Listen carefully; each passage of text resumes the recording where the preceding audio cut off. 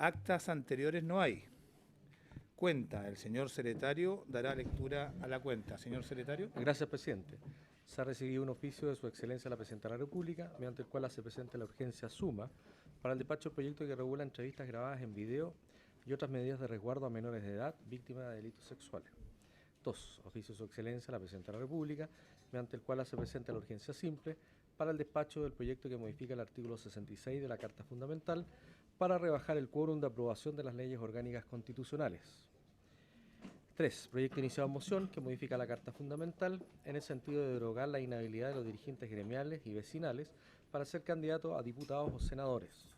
4. Proyecto iniciado en moción que modifica la Ley 19.640, Orgánica Constitucional del Ministerio Público, con el objeto de impedir la designación en el cargo de fiscal regional del funcionario que se ha desempeñado como tal en una región diversa. 5. Proyecto iniciado en moción que modifica el Código de Procedimiento Civil en materia de tasación de bienes inmuebles que son subastados en el marco de un procedimiento ejecutivo. 6. Oficio del Senado por el cual comunica que ha aprobado en primer trámite constitucional el proyecto iniciado en moción que modifica el Código Penal en lo relativo a los delitos de cohecho y soborno, aumentando las penas, tipifica los delitos de soborno entre particulares y de administración desleal, y la Ley 20.393, que establece la responsabilidad penal de las personas jurídicas en los delitos de lavado de activos, financiamiento del terrorismo y delitos de cohecho que indica. 7. Oficio del Secretario General de la Corporación, mediante el cual comunica que en la Comisión de Constitución, Legislación y Justicia y Reglamento, el diputado Fuad Chahín reemplazará en forma permanente al diputado señor Jorge Sabac. 8. Oficio de la Subsecretaría de Justicia, mediante el cual remite informe glosa 04, letra A, y 07 del programa 01 del Servicio Nacional de Menores. 9. Oficio de Gendarmería de Chile, mediante el cual remite informe glosa 05 del programa 01 del presente año. Finalmente, un oficio de Carabineros de Chile, a través del cual remite información acerca de estadística delictiva por cuadrante de comunas del Plan Cuadrante de Seguridad Preventiva, glosa número 4, correspondiente al cuarto trimestre del año 2016. Eso es todo, presidente. Muy bien, gracias, señor secretario. Parece que el diputado Jorge Sabac se ganó el cariño de muchos acá. Sí, le han lamentado mucho su partida, pero él va a ser vicepresidente de la Cámara. Ofrezco la palabra sobre la cuenta. Ofrezco la palabra. Señor secretario, una consulta. Nos llega un proyecto de ley que viene aprobado por el Senado. ¿En qué trámite? Primer trámite. Ah, no es el que nosotros enviamos para allá. No. A ver, quisiera que me explicara, porque trata también de cohecho y aumenta las penas del cohecho. No, esta es una moción, el que está remitiendo el Senado. Ya, es una moción Sí. que viene sobre los mismos temas. Bueno, ok, nosotros le dedicamos mucho tiempo el año pasado, me parece, a un proyecto que era del gobierno. Nosotros integramos a la Universidad de Chile en su tramitación y hicimos una reforma bien integral de estos capítulos. Pero no tiene que ver con ese proyecto, parece. No, un proyecto totalmente distinto. Bueno, ok, se toma nota entonces. Yo pensaba que venía a tercer trámite. Claro. Gracias. Entrando en la orden del día, corresponde continuar la discusión del proyecto iniciado en mensaje sobre el derecho de las mujeres a una vida libre de violencia. Boletín número 11.077-07. Tenemos invitadas a exponer a esta comisión. Si me permiten suspender un minuto para poder ordenar la comparecencia de ella. Gracias.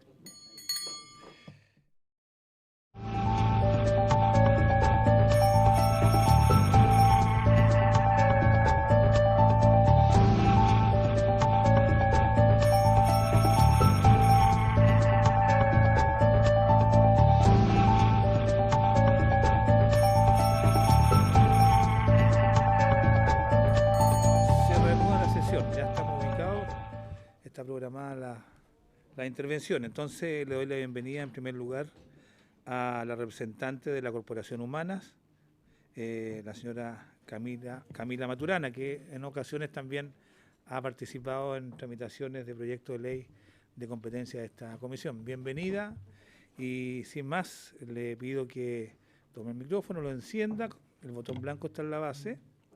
Y antes de intervenir se puede identificar para objeto del registro. A cada una de ustedes les pido que antes de intervenir registren su nombre y la organización que representan.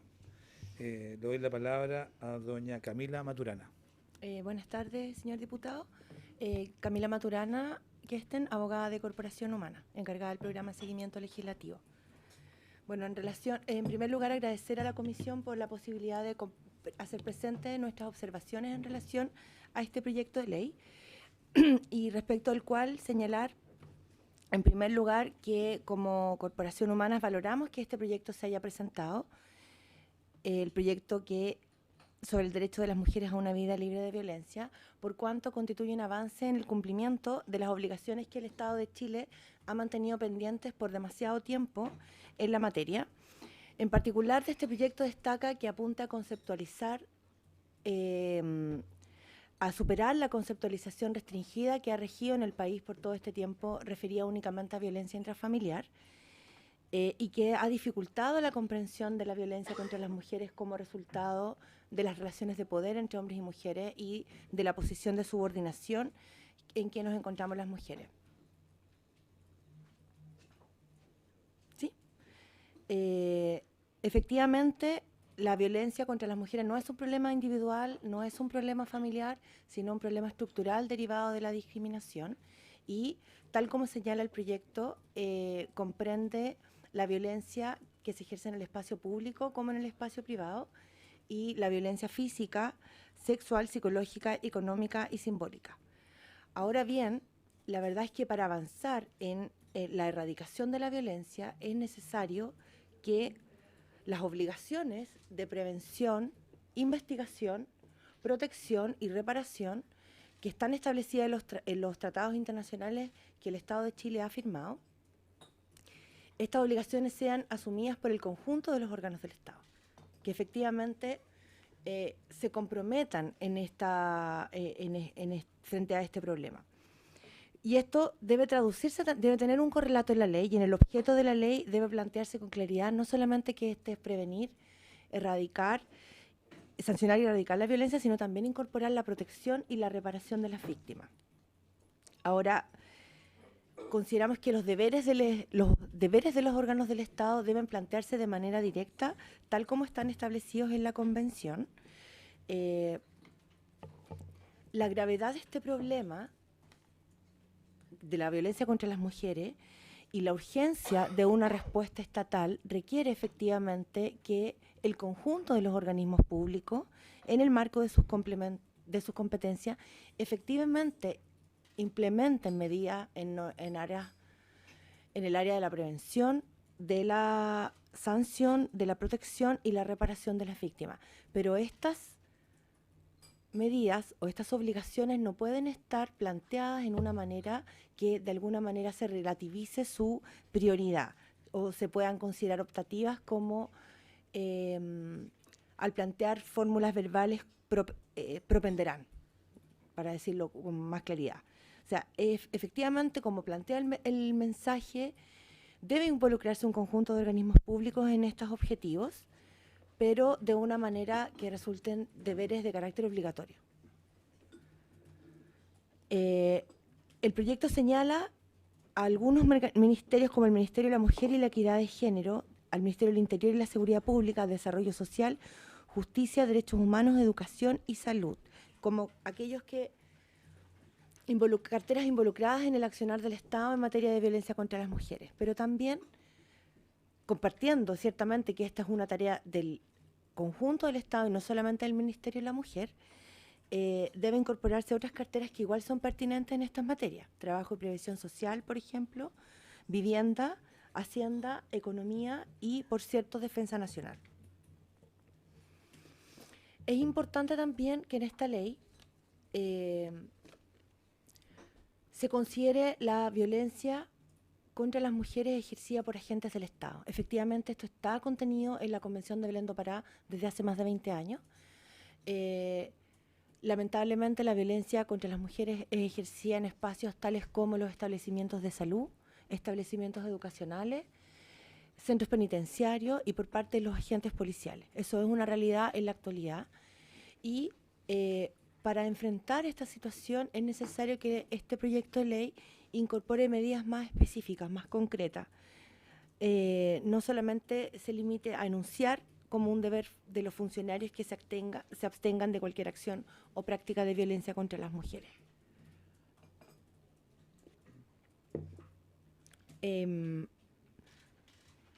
El proyecto tiene 3 áreas importantes que voy a hacer un breve comentario.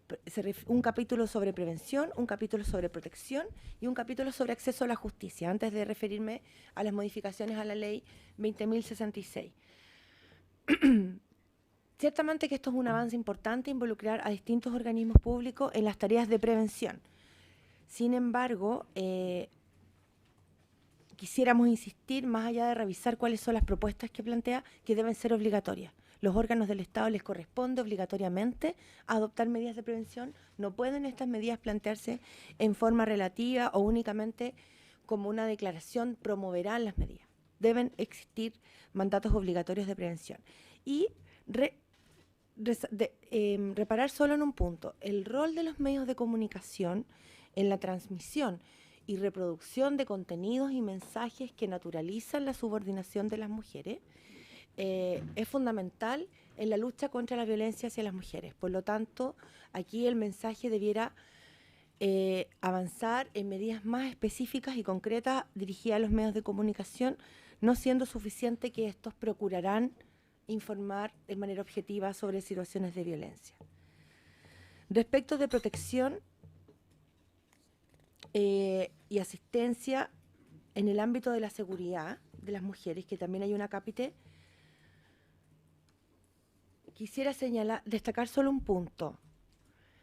Posiblemente una de las falencias mayores que tiene el sistema vigente en la actualidad es que no existe un organismo del Estado, un organismo público, que tenga claramente atribuida la responsabilidad del seguimiento de las medidas de protección que en la actualidad los tribunales de justicia y las fiscalías decretan.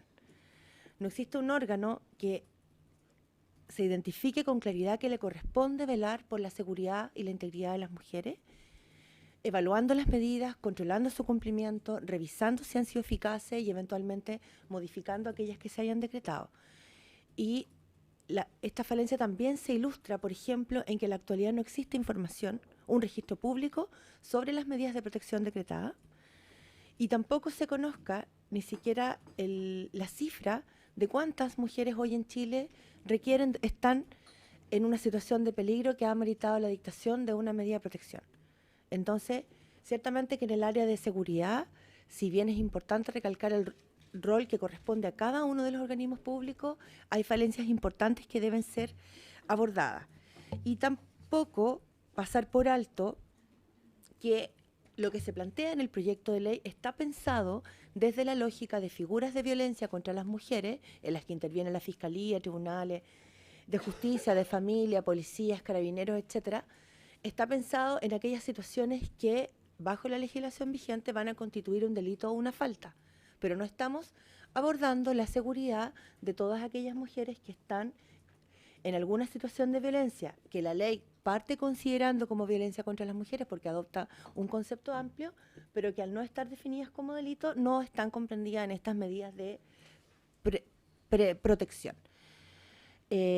Lo mismo respecto a los servicios de atención para las mujeres víctimas de violencia, que son fundamentales.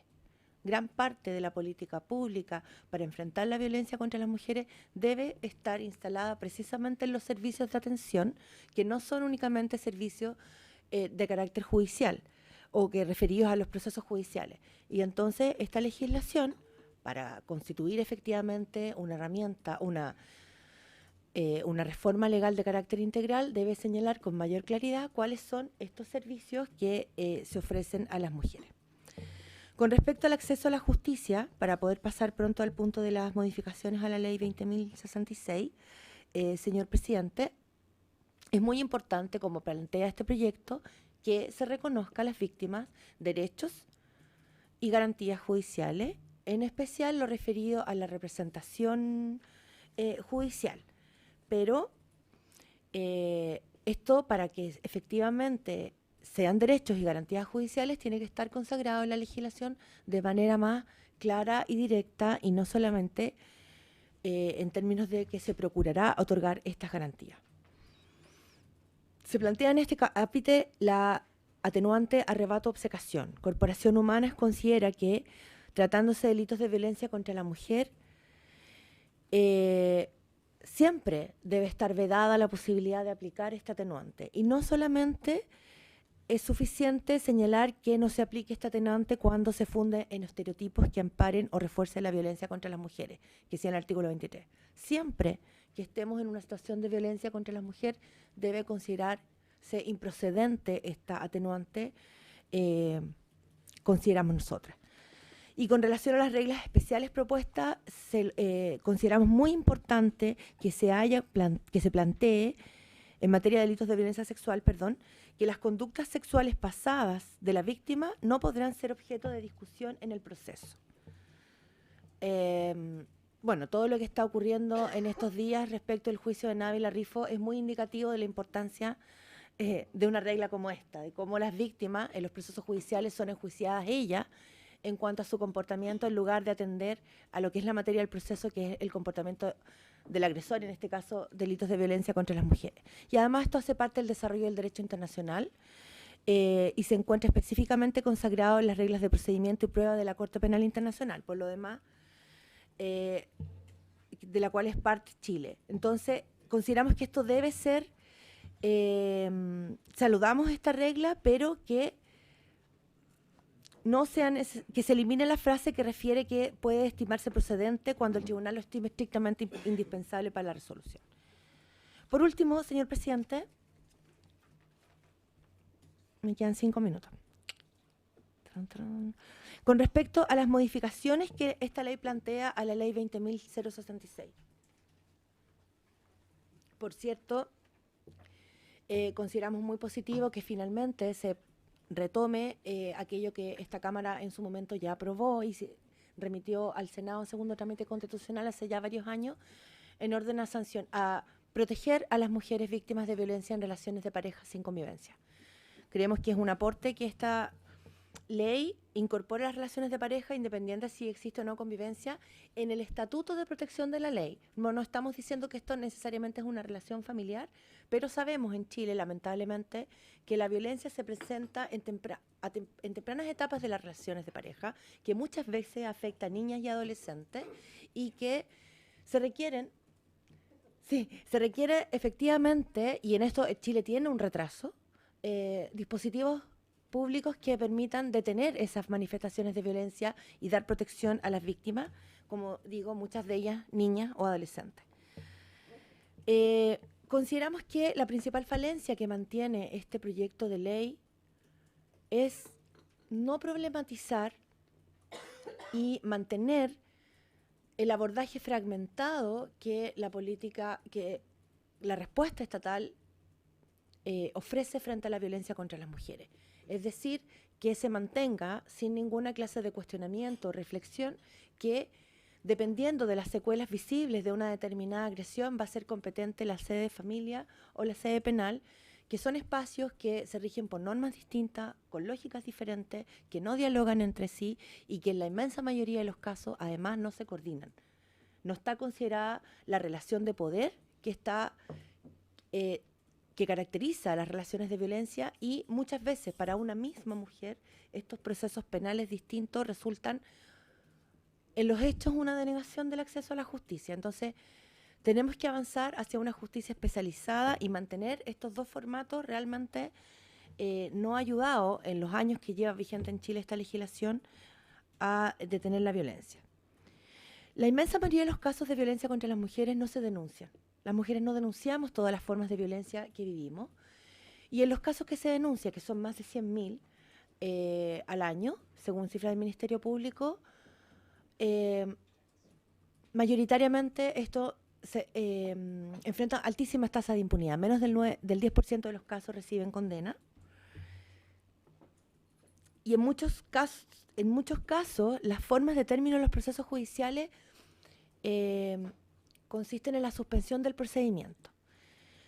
¿Por qué señalo esto? Porque efectivamente la salida alternativa a suspensión del procedimiento está contemplada en nuestra legislación, es parte de la estructura del sistema procesal penal. Sin embargo, en los casos de violencia contra las mujeres, los resguardos que deben adoptarse para considerar que es procedente una salida como esta en términos de la detención de la violencia y de la protección de las víctimas requieren una atención especial. Y en este sentido, el proyecto plantea una serie de consideraciones que deben ser tomadas en cuenta precisamente para garantizar la seguridad de las mujeres.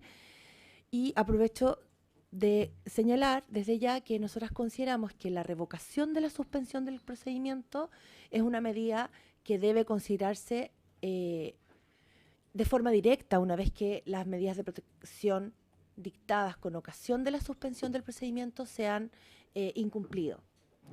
Y no solamente esperar exigir que este incumplimiento se considere grave, injustificado o reiterado. También lamentamos que, pero entiendo que es parte del proyecto que está de maltrato, pero tenemos que hacerlo presente. El Estado de Chile mantiene retrasado por muchos años el cumplimiento de una recomendación internacional en orden a eliminar el requisito de procesal especial para el maltrato habitual. El único delito en Chile en que se exige a las víctimas que otro tribunal, que no se permite a las víctimas denunciar directamente a un tribunal de justicia es el maltrato habitual. Esta es una barrera al acceso a la justicia que solo se impone a las mujeres y que en muchos casos redunda en el retraso de la intervención judicial y de la oportuna protección. ¿Puedes repetir eso respecto al maltrato habitual? ¿Quién no puede...? Las mujeres víctimas de maltrato habitual no podemos hacer una denuncia directamente ni a la Fiscalía ni a Carabineros por el maltrato, porque eso debe ser calificado previamente por el Tribunal de Familia. Y eso no es una situación especial que no existe en otros delitos. Consideramos muy importante que esta ley de violencia intrafamiliar, bueno, hace unos años ya, incorpora a las personas con discapacidad. Pensamos que la discusión de esta propuesta por el derecho a una vida libre de violencia es una oportunidad para avanzar en la comprensión de la particular vulnerabilidad que enfrentan las mujeres con discapacidad frente a la violencia en su espacio familiar, en los espacios privados, pero también de parte de las instituciones públicas. Esa lamentablemente es una realidad en Chile. La violencia física, sexual e institucional, etcétera, que se ejerce en contra de las mujeres con discapacidad, y esta reforma legal es una oportunidad para avanzar en consideraciones en este ámbito, no limitadas únicamente a la violencia intrafamiliar. Me quedan 1 minuto y medio. ¿Menos? De esto, algunos puntos, quizás de lo que tengo pendiente, lo más relevante sería, o enunciarlo al menos. Consideramos que la irreprochable conducta anterior en casos de violencia contra las mujeres está constituida incluso por el hecho de existir denuncias cuando estos procesos han terminado en una suspensión condicional del procedimiento.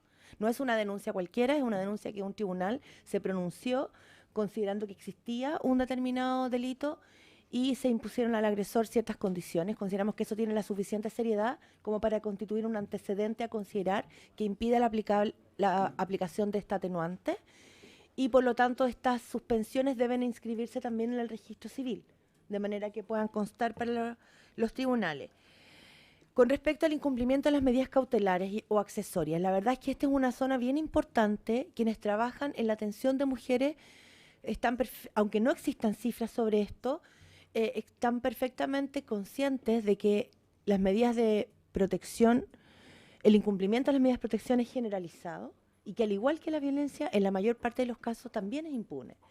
Por lo tanto, esto debe fortalecerse disponiendo tal vez el arresto inmediato frente a un incumplimiento, el procesamiento efectivamente por delito de desacato y, como había señalado antes, la revocación de la suspensión condicional del procedimiento cuando estas medidas decretadas por un tribunal no han sido cumplidas. Y por último, recordar que el Estado de Chile también mantiene pendiente desde hace varios años una recomendación internacional en orden a tipificar el acoso sexual. El acoso sexual se ejerce, como ustedes saben, y esta Cámara lo ha discutido, en el espacio público, lo que se llama el acoso sexual callejero que tanto nos ha costado visibilizar y que tanto se ha tribalizado sobre el tema.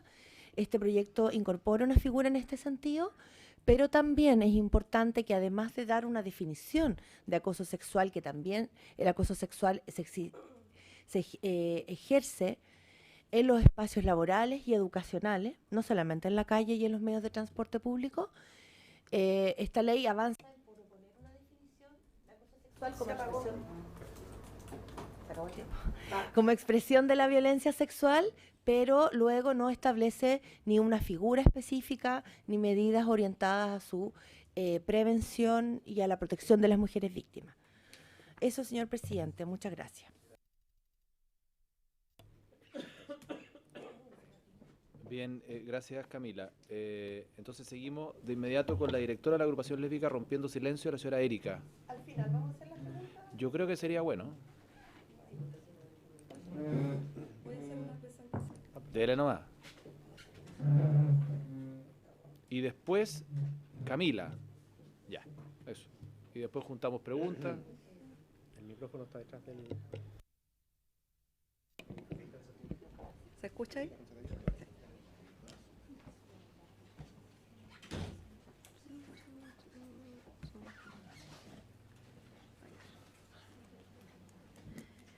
Bueno, buenas tardes. Primero agradecer en nombre, bueno, mi nombre es Erika Montesinos, soy la coordinadora general de la agrupación lésbica Rompiendo el Silencio.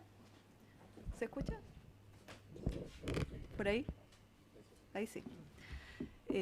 Bueno, agradecer primero que todo la invitación también a exponer sobre este proyecto, porque nosotras en primer lugar consideramos muy positivo el hecho también de estar invitadas acá, pero sobre todo, y es ahí donde voy a comenzar mi exposición, sobre todo porque este proyecto de ley lo consideramos muy avanzado y muy inclusivo para nosotras. Bueno, primero vamos a decir las cosas buenas.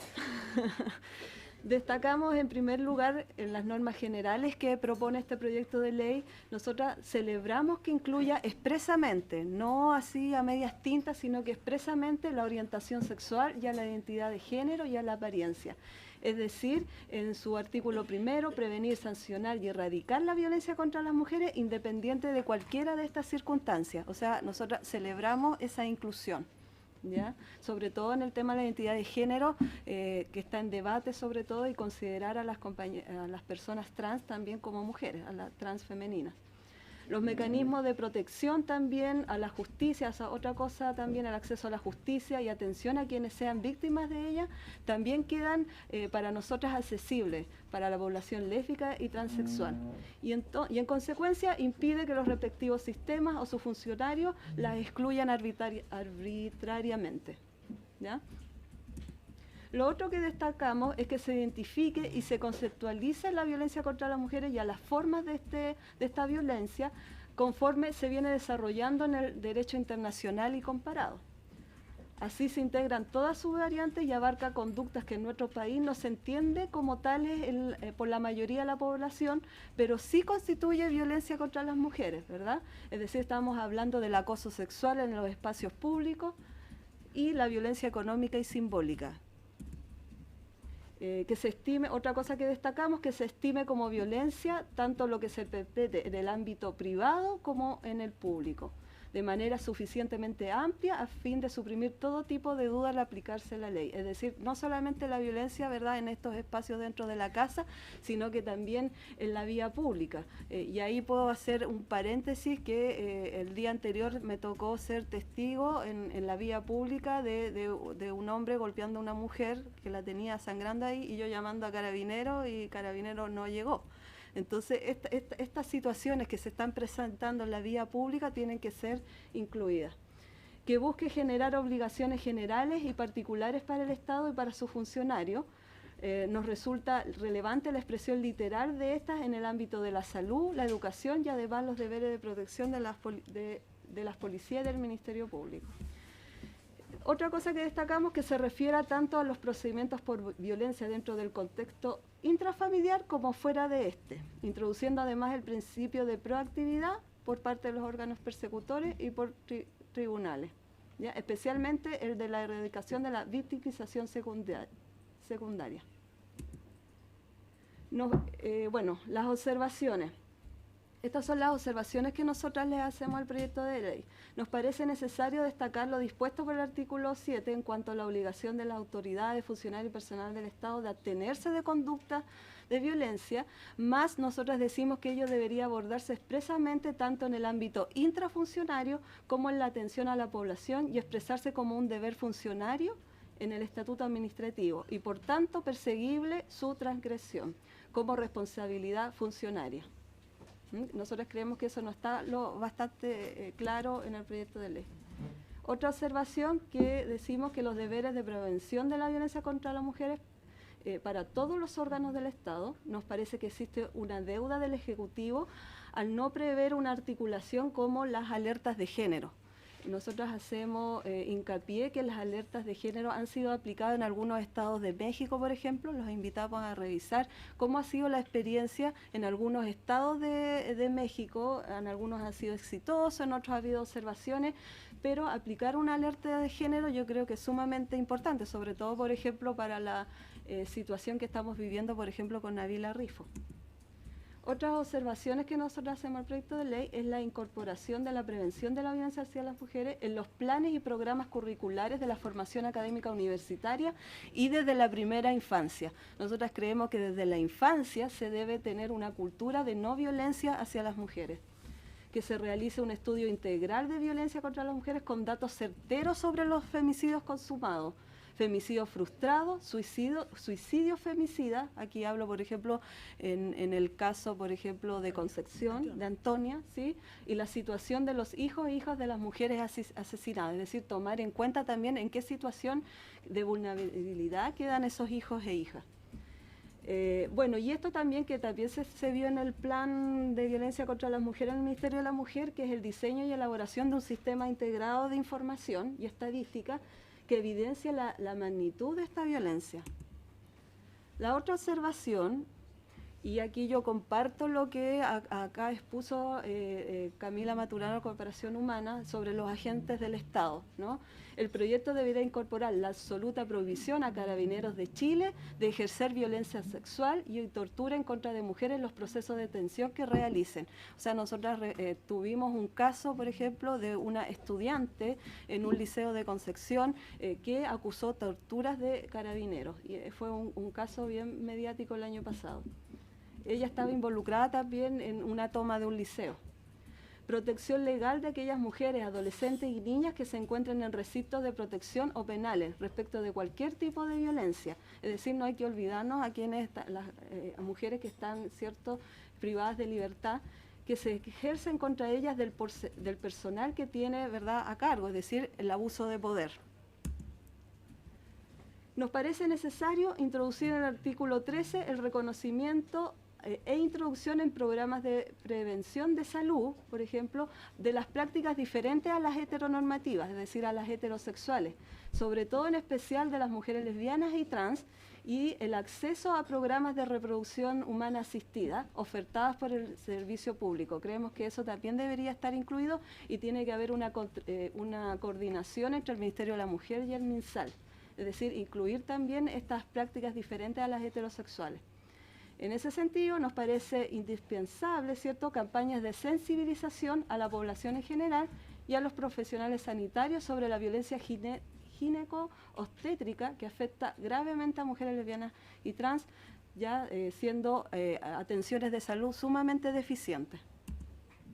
Bueno, ¿cuáles son, por ejemplo, las modificaciones que también nosotros destacamos, sobre todo las modificaciones que se quieren hacer a la ley 20.066? Nosotras destacamos la modificación que propone el citado artículo al no hacer, sobre todo para nosotras lo principal, al no hacer distinción entre parejas del mismo o distinto sexo. Para nosotras es sumamente destacable que se haya incluido en el proyecto de ley. Esto también incluye la prevención, sanción y erradicación de la violencia intrafamiliar en todas las formas y manifestaciones de violencia que se ejercen tanto en el espacio doméstico, en el espacio familiar y en el espacio de las relaciones de pareja. Es decir, las familias lesbo-maternales, las familias homoparentales también conformamos familia y podemos estar, ¿cierto?, más sensibles también a este tipo de violencia. Otras modificaciones que nosotras destacamos es la modificación al artículo 5, que considera un concepto amplio de violencia intrafamiliar, esta puede tener lugar, lo que yo ya decía, entre parejas del mismo sexo. Y eso también incluye todo maltrato que afecte la vida, la integridad física, como dice en el proyecto, o psíquica, la libertad o indemnidad sexual. Y eso, ahí se detalla en el proyecto, su actual cónyuge o conviviente civil o de hecho, quienes hayan firmado el acuerdo de unión civil, su excónyuge o conviviente civil o de hecho, un pariente propio por consanguinidad o por afinidad, en toda la línea recta o colateral. Un pariente también de su cónyuge o de su actual conviviente. Dicho concepto nos parece remarcable en cuanto incluye además a la violencia que tenga lugar entre personas que tienen o han tenido una relación de pareja con o sin convivencia. Y también coincido con Camila en cuanto aplica, por tanto, a las parejas de igual o distinto género. Otra observación que nosotras hacemos, que se debe observar, por ejemplo, que no se prevé el impedimento de ejercer el régimen de cuidado personal de un niño o una niña, como tampoco de ejercer el régimen de relación directa y regular en los casos de haber sido condenado o condenada por el femicidio del otro padre o madre. Es decir, nosotras consideramos que ahí no se impide, por ejemplo, que sigan ejerciendo el cuidado personal de esos niños. Por eso decíamos, o niñas, decíamos que se tiene que tomar en cuenta la situación en que quedan los hijos e hijas. La otra observación, bueno, nosotras decimos también que se debe evitar el archivo, aunque sea provisional, de los antecedentes en caso de no concurrencia de la parte agraviada del juicio, ya que ésta se produce por relaciones asimétricas de las personas involucradas y precisamente la parte agresora y de mayor poder se encuentra en condiciones de impedir expresa o tácitamente la concurrencia de la agredida. Por eso nosotras estamos pidiendo que se evite, ¿cierto?, archivar los casos, porque puede pasar eso, ¿no? Relaciones de poder. Bueno, en esta materia también otra observación, nos parece loable la inclusión como delito de la difusión de imágenes o videos que menoscaben la intimidad. Lo mismo podemos señalar, ¿cierto?, que regula el acoso sexual sin contacto corporal, que sanciona las acciones sexuales cuando éstas se realizan con una persona mayor de 14 años sin necesidad que haya existido violación o estupro. Asimismo, destacamos la eliminación, ¿cierto?, que prevé la posibilidad de los procedimientos para perseguir los delitos sexuales que terminen requerimiento del ofendido cuando el ofensor sea del cónyuge o conviviente. Bueno, en lo que se refiere, no veo cuánto me queda, pero bueno. En lo que se refiere a la adecuación del tipo penal del femicidio, en el proyecto de ley, nosotras destacamos que incorpora la nomenclatura de conviviente civil o de hecho, nuevamente, en cuanto incorpora a las relaciones de afecto o familiar entre personas del mismo sexo. De la misma forma, la frase propuesta o tiene o ha tenido con esto una relación de pareja sin convivencia. Ahí nosotras decimos, por ejemplo, que en consecuencia también debería abarcar este femicidio todo tipo de relación de pareja, no solamente, ¿verdad?, una relación formal. Bueno, la otra observación, que el concepto de femicidio, bueno, ahí quizás podríamos estar horas hablando de eso, pero igual nosotras lo destacamos, que solamente se restrinja al ámbito meramente privado, en circunstancias que tanto en el derecho internacional como en el comparado se estima femicidio al que ocurra fuera del ámbito de la familia o de la pareja y por causa de la violencia de género que se ejerce en ámbitos públicos. ¿Ya? Bueno, a lo otro que también nos parece insuficiente, como dice ahí, nos parece insuficiente el tema, la calidad, por ejemplo, quitando la calidad del beneficiario o beneficiaria a la persona, haya sido condenado o condenada, es decir, nos parece insuficiente que, por ejemplo, que por motivo de algún crimen no haya pérdida de derechos afiliativos, como ya se indicó, o como también la pérdida de derechos sucesorios. Es decir, eso nos parece insuficiente. Debería quedar, si alguien tuvo, ¿cómo se llama?, alguna condena por algún crimen, eso debería quitarse, por ejemplo, el derecho de filiación y también los derechos sucesorios. Y eso sería hasta el momento. Lo único que quisiera agregar en estos últimos minutos es no olvidar que para nosotras es tan importante el estar incluido en este proyecto de ley, porque ya tenemos casos de crímenes, el caso de Nicole Saavedra, en Limache, que se está investigando por Fiscalía, asesinada por su orientación sexual, lésbica, y ahora hace poco tenemos otro caso, el de Susana Sangüesa también, que al parecer también tendría este mismo tinte también. Entonces por eso es tan importante que este proyecto de ley incluya la orientación sexual y la identidad de género. Muchas gracias. Muy bien, le agradezco a doña Erika Montesino su intervención, y de acuerdo a la programación que hicimos al inicio de la comisión, le voy a ofrecer la palabra a la asesora legislativa de la Corporación Opción, la señora Camila de la Maza. Tiene la palabra. Muchas gracias, señor presidente. Por su intermedio, saludar a los demás miembros de la comisión y agradecer la invitación a Corporación Opción a exponer en el tenor de este proyecto. Nosotros somos una corporación sin fines de lucro que trabaja en la defensa y promoción de los derechos humanos de niños, niñas y adolescentes. Y en ese sentido nos parece muy importante poder darle una mirada desde los derechos de la infancia a este proyecto. En ese sentido, celebramos la presentación de este proyecto, toda vez que se hace cargo de recomendaciones de que órganos de tratado del Sistema Universal de Protección de Derechos Humanos lleva bastante tiempo haciendo sistemáticamente a nuestro país. Y en este sentido, la materialización de esos compromisos internacionales en un proyecto de ley es sin lugar a dudas una buena noticia. Con todo, creemos que a la luz de nuestra experiencia de 26 años trabajando con niños y adolescentes que han sido víctimas de violencia y maltrato, particularmente de violencia sexual en el caso de las niñas, que es lo que toca este proyecto, queremos hacer algunas observaciones en relación a lo dispuesto. En el título primero nos parece que es una adecuada consagración en la normativa interna de las obligaciones y normas internacionales, particularmente lo que tiene que ver con CIDAW y con la Convención de Belén do Pará. Sin embargo, estimamos que los deberes para el Estado dispuestos en el artículo 5 y 6 del proyecto debieran ser más enfáticos en el fraseo que utiliza, toda vez que procurar brindar protección tiene más bien un tenor que atenúa la responsabilidad que el Estado le compete en estas materias, y nos parece que es relevante que esto quede claro como una garantía en el ámbito de las competencias de los órganos del Estado y no como un intento del Estado por proteger. Cuando leemos el uso del procurará, tratará, hará su mejor esfuerzo, la verdad es que eso se aleja de lo que los órganos del Estado están obligados a hacer. Lo que queremos hacer es avanzar hacia una profundización de una garantía y no su mera enunciación. En el título segundo estimamos muy pertinente consagrar legalmente la obligación de prevenir la violencia contra las mujeres, estableciendo deberes concretos para los órganos del Estado en el desarrollo de políticas públicas y planes y programas. Sin perjuicio de ello, estimamos que sería recomendable que esta propia ley dispusiera crear un órgano interministerial para que el Ministerio de la Mujer y la Equidad de Género efectivamente pueda hacer esa coordinación y esa articulación.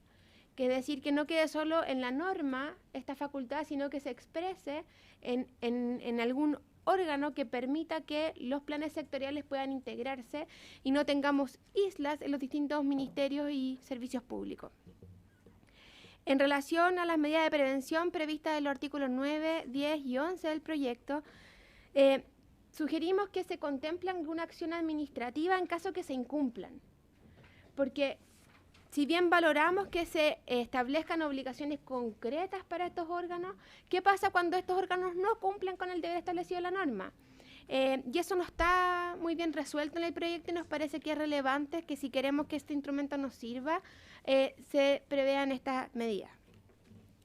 En relación a lo dispuesto en el artículo tercero, valoramos que hay una expresa normativa que contenga como objeto la protección y atención de las víctimas y le entregue obligaciones precisas a los ministerios sectoriales, especialmente cuando el sistema judicial actual le da un rol bastante ambiguo a las víctimas, especialmente en el proceso penal, donde más bien está pensado para el Ministerio Público y los imputados, pero no un rol destacado de las víctimas, y en ese sentido es realmente destacable que este proyecto lo haga.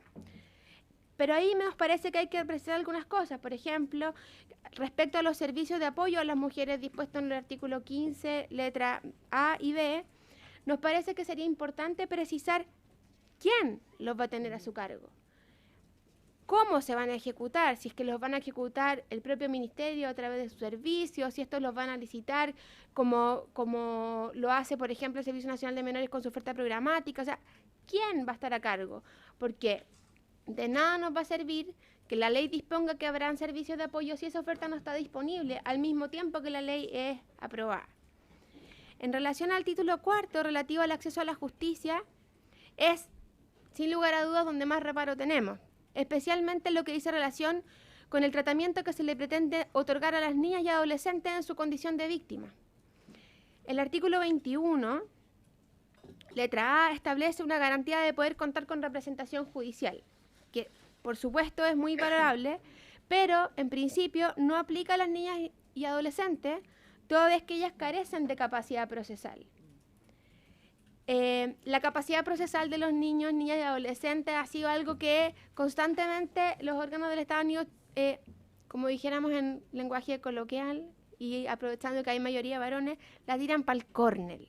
Porque aquí no hemos querido entrar en esa discusión que es reconocer cierta autonomía progresiva de los niños y adolescentes para actuar en estos espacios.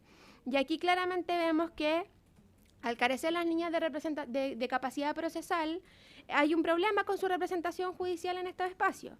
Ello es extremadamente complejo, ya que en atención a los datos que conocemos en el ejercicio de nuestro trabajo en Corporación Opción, en el caso, por ejemplo, de la violencia sexual, el 92% de los agresores es dentro del núcleo familiar y en el 50% de los casos corresponde a sus representantes legales. Por lo tanto, claramente tenemos un problema que creemos que esta ley debiera resolverlo. La misma preocupación nos genera el artículo 21, letra C, que refiere el derecho a ser escuchada.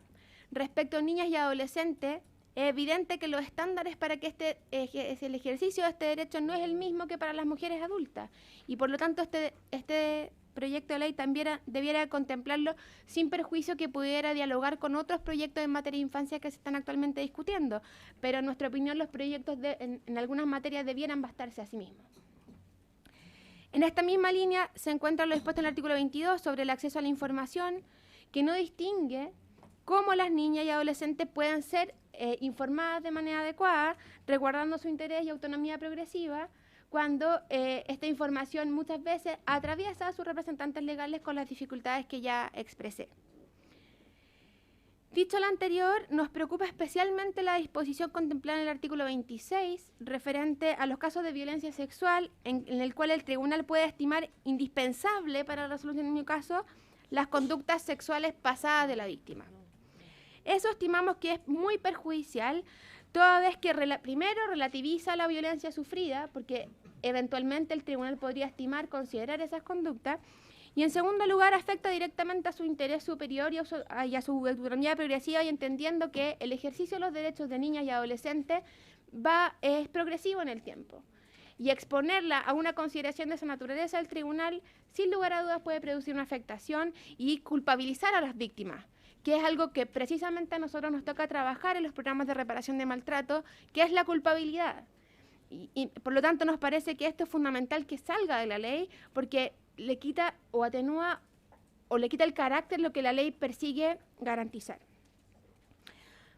Por último, nos parece especialmente grave que la asesoría judicial dispuesta en el artículo 27 del proyecto esté reservada únicamente para las mujeres adultas, ya que la norma expresamente lo señala que requiere la mayoría de edad para acceder a esta representación. Ello, además de ser una discriminación arbitraria, deja a las mujeres más vulnerables, es decir, a las niñas y adolescentes, en una completa orfandad, porque el servicio llamado a eventualmente ejercer su representación ex ante le dice que no puede acceder a ella. Por lo tanto, nos parece que esto debe ser incorporado en el sentido que las niñas y adolescentes puedan acceder a una representación especializada con enfoque de género y, por cierto, con enfoque de derechos de infancia, que tienen otros estándares respecto de las adultas. nos parece fundamental que esta garantía esté contemplada para todas las mujeres y abrir la discusión entonces sobre la capacidad procesal, dejar de tirarle al córner y enfrentarnos al arco y ese.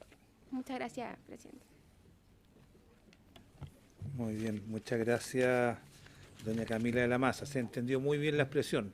Yo no sé si la diputada Marisol Turre lo entendió, pero bueno, lo de tirar la pelota al córner.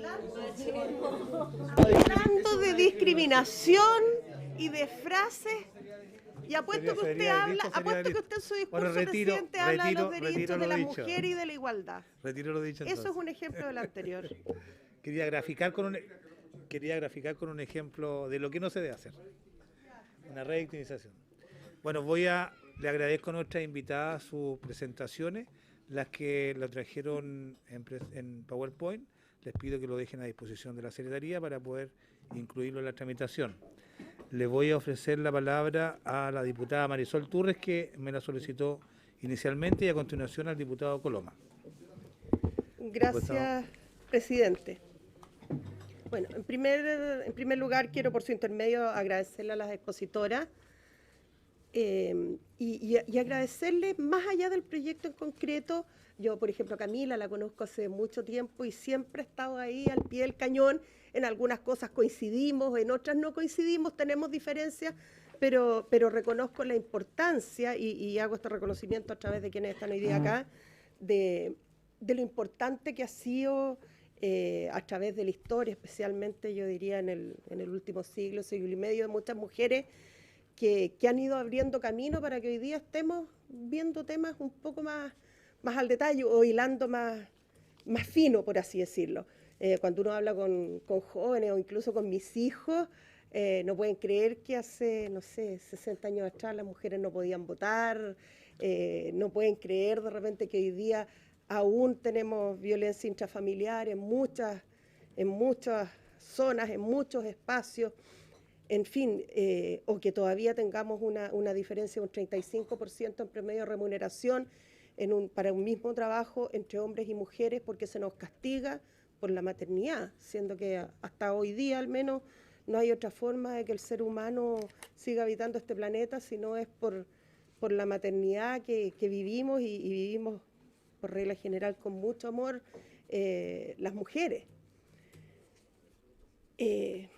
Cuesta creer que hoy en día cerca del 43% de los hogares de este país están a cargo de una mujer y que dentro de esos hogares encontramos muchas veces los mayores índices de pobreza en nuestro país.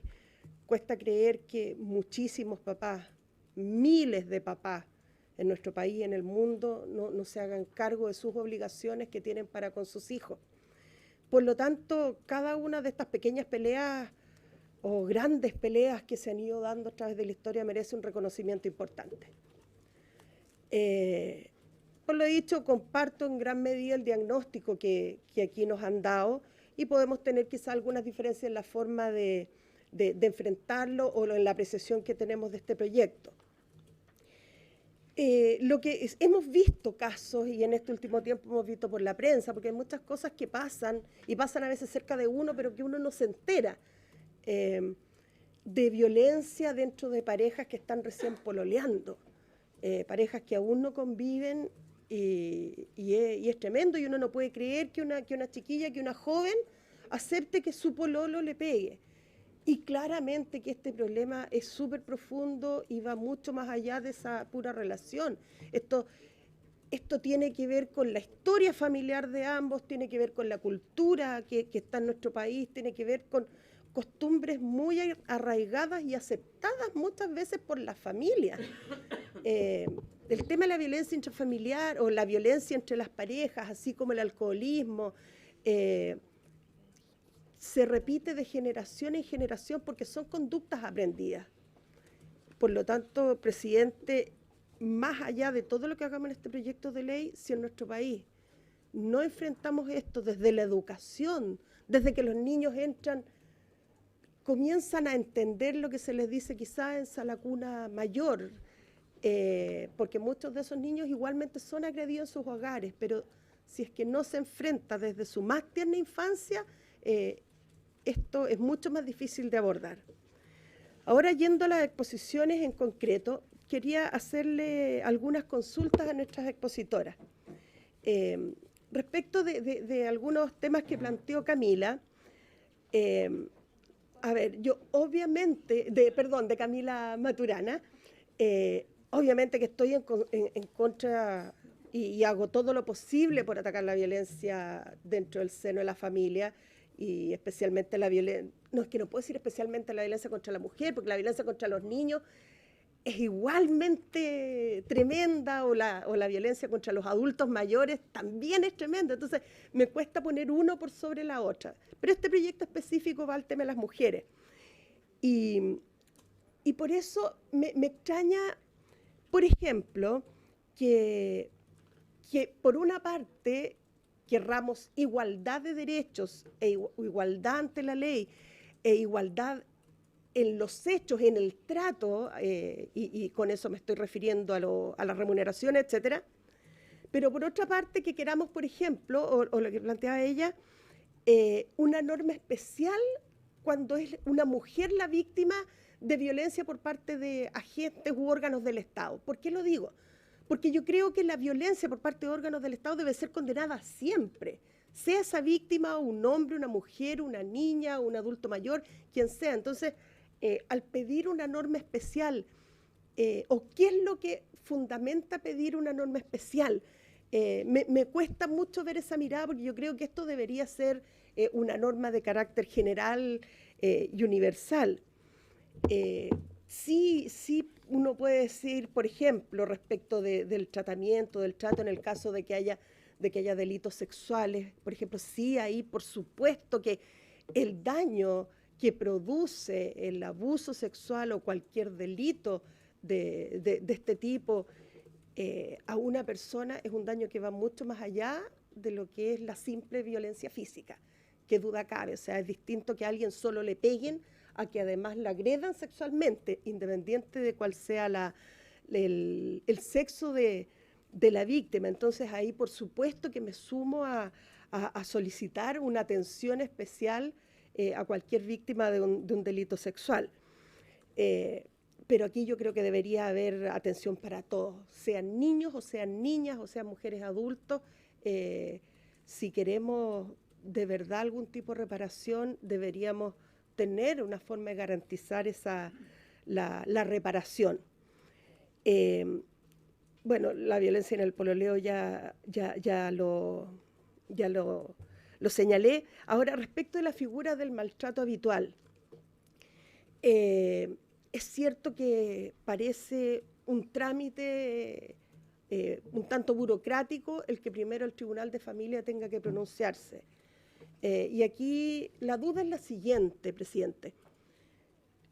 Debemos dejar que pase el tiempo que sea, porque si hay una denuncia por maltrato habitual, si alguien se acerca a Carabineros, ya sea la víctima o un vecino, por ejemplo, que ve que regularmente hay maltrato, ya sea hacia un niño o hacia una mujer, y va y denuncia a Carabineros, lo que Carabineros va a hacer es remitir esta denuncia al Tribunal de Familia para que ahí se investigue.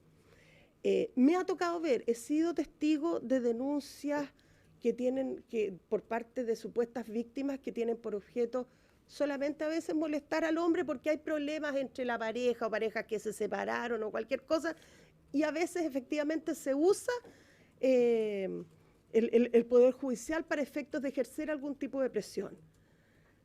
El gran problema es el tiempo que se pierde en poder constatar si estos hechos son o no ciertos.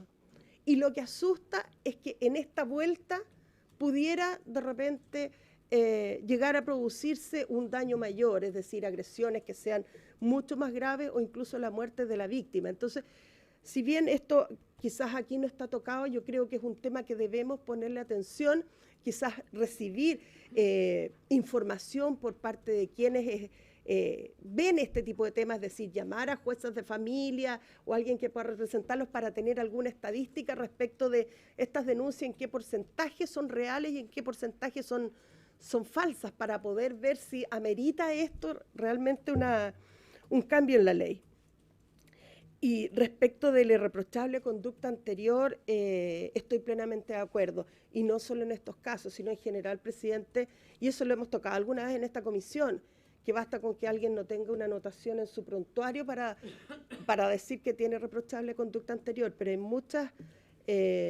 hay muchas formas de que esta conducta no sea irreprochable y no necesariamente eso amerita una condena, por lo que me parece importante algunas de las medidas que aquí sugieren para efectos de poder ampliar un poco el abanico de lo que debe considerar un juez a la hora de ver si existe una irreprochable conducta. Y para terminar, respecto de la exposición que hizo la representante de Opciones, no recuerdo cuál era tu nombre, perdón, la otra Camila, de la Masa.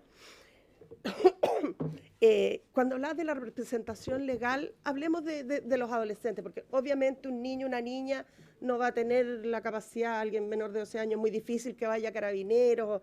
Generalmente, si es que logran contar algo, le pueden contar a una amiguita o a su profesora, si es que tiene algún grado de confianza. O sea, de hecho, me ha tocado ver denuncias por violación de una menor hecha por la mamá de una amiguita porque la niñita le contó a su amiga, porque nunca se atrevió a plantearle algo así a su mamá. Entonces, quería saber si ellas han visto en el proyecto de ley sobre derechos de la infancia, derechos de la niñez, si este tema se toca de alguna manera. Yo participo en la Comisión de Familia, pero esta fue una discusión tan larga y con tantas indicaciones que al final uno un poco se pierde en cómo quedó esto, porque el principio de autonomía progresiva quedó claramente plasmado en la ley, por lo tanto sí debería haber avances en esa materia. Me gustaría ver si ella lo tiene claro. Y lo último, presidente, respecto al acceso a la justicia, solo repetir una vez más que quizás aquí sería bueno que representantes del Ministerio de Justicia nos dijeran qué pasa con el tan vapuleado proyecto de un Sistema Nacional de Asistencia Jurídica, que de esa manera se aseguraría el acceso a la justicia a todas las personas víctimas de delito, y aquí estamos hablando de las mujeres, y si no es aquí el Estado el que toma la batuta, las riendas, y reúne en un solo gran servicio la oferta tan dispersa que tenemos de apoyo judicial a quienes son víctimas de delitos, vamos a seguir de alguna manera con esta dispersión de recursos sin lograr que cada persona que es víctima de un delito, y en este caso especial cuando son las mujeres, puedan tener quien los represente y las oriente judicialmente. Muy bien, gracias, señora Marisol Turres. Diputado Juan Antonio Coloma. Gracias, presidente. Dos preguntas muy breves, que algo dijo además la diputada Turres. Primero, entendiendo que el nombre del proyecto dice sobre el derecho de la mujer a una vida libre de violencia, cuando uno lee el proyecto uno se da cuenta de que cuando se habla de niñas, adolescentes y mujeres, ¿por qué? Si es que hubiese un problema con agregar a los niños, porque también, ojo que se empiezan a crear también, o se pueden crear también diferencias en una persona que tiene 3 años, que para efectos de la violencia que puede sufrir, de algún tipo de abuso sexual, da lo mismo si es hombre o mujer, estamos hablando de un niño. Entonces, si ustedes verían alguna complicación, sobre todo cuando estamos hablando de personas menores de, no sé, 12 años, poder agregar a los niños. Y lo segundo, y esto reconozco que es por desconocimiento, porque en ninguna parte de la ley se hace alguna... O sea, la ley está pensada, por decirlo de alguna forma, en base de la violencia que ejerce, al menos así lo entendí yo, un hombre sobre una mujer. Pero en ninguna parte se hace referencia a eso. Entonces yo me imagino que quizás tiene que haber algún motivo, y lo digo por desconocimiento, por el cual pueden haber circunstancias agravantes de la violencia cometida de una mujer contra otra mujer. Porque en ninguna parte expresamente se dice que la persona autor de la violencia tiene que ser un hombre. Por lo tanto, a un mismo delito sería más grave que la cometa una mujer contra una mujer que un hombre contra un hombre. Entonces, ahí reconozco que es por desconocimiento, no sé si hay algo que no entiendo, o si es que habría que, para efectos de los distintos tipos penales que se pretenden ver, hacer algún tipo de distinción, porque de lo contrario no entendería cuál es la lógica. Gracias. Gracias, diputado Coloma. Diputado Jorge Sabac tiene la palabra. Gracias, presidente, para saludar a nuestras invitadas. Bueno, valorar este proyecto porque creo que todo lo que signifique avanzar en la lucha contra la violencia de género, contra la mujer, va en la dirección correcta. Hace un mes atrás, una joven en Concepción se suicidó, se tiró del 13º piso de un edificio, Antonia, después de haber sido violentada, pero en forma sistemática por su pololo. Su madre ha ido a los medios de comunicación y ha contado atrocidades que ocurrían. Yo no sé cómo podemos tolerar una situación así en nuestro país. A raíz de eso, nosotros presentamos un proyecto de ley que es muy sencillo. Este proyecto es muy bueno, pero es complejo, o sea, requiere una tramitación y tenemos que tener mucho más invitados aquí para ver todas las aristas de este proyecto. Pero este proyecto es muy sencillo y simplemente pide de que las relaciones de pololeo sean incluidas dentro de la ley de violencia intrafamiliar. Porque, dicho en buen chileno, todas esas golpizas que este pololo le da a su polola no le salieron ni por curado. Nada, es nada ante el derecho toda esa golpiza. En cambio, si pasan a la ley de violencia intrafamiliar, ese maltrato habitual ya constituye un ilícito civil que conlleva incluso una anotación en el registro de condenas por violencia intrafamiliar que genera una serie de otros efectos, inhabilidades, y ya por lo menos es un avance. Y si esto es habitual, también constituye el delito de maltrato habitual. Es decir, yo en su momento vamos a pedir al gobierno que patrocine este proyecto que yo creo que puede ser de fácil despacho para dar una señal fuerte,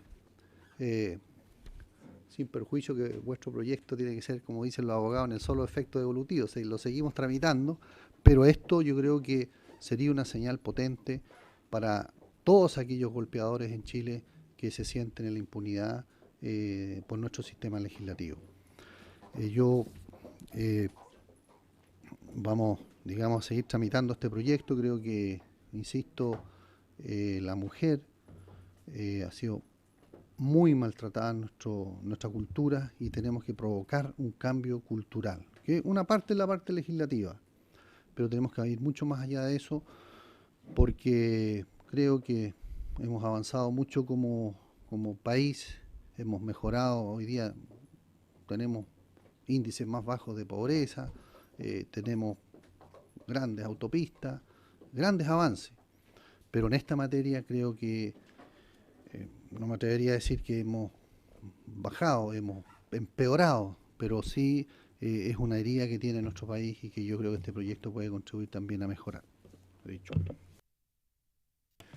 Muchas gracias, diputado Jorge Sabac. Le voy a ofrecer la palabra a nuestras invitadas para que se puedan referir a las preguntas que se les han formulado. En primer lugar, a doña Camila Maturana, en representación de la Corporación Humanas. Doña Camila, le ruego que encienda el micrófono para que registre su respuesta. Yo quisiera señalar, en primer lugar, que